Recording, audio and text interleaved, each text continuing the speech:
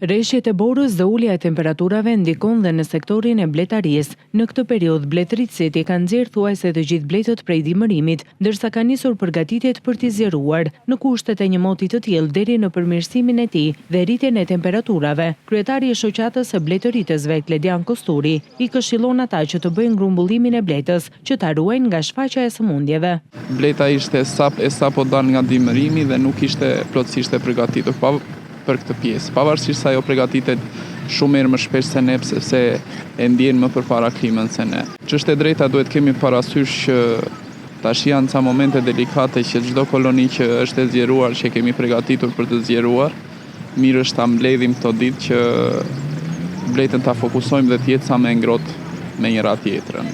Arsyeja kjo është që mos krijojmë infeksione në bletë. Çdo bletar është merakli dhe sapo doli pjesa e parë e dimërimit, fjovi tapet, kujdesej për to se i shikonte për ushqim, i shikonte edhe për gjendjen aktuale që ishin. Pasi dolën bletët nga dimërimi, u rikthye edhe një herë ky dimër i vogël që i dëmtovi, domethënë një pjesë të vogël të bletëve e dëmtovi, ato që ishin më të dobta domethënë. Qarku Korç mbulon rreth 15% të numrit total të familjeve të bletëve në të gjithë Shqipërinë. Në të numërohen rreth 52.000 familje bletësh dhe numrin më të lartë të bletëritësve e kanë bashkitë Korç dhe Maliq.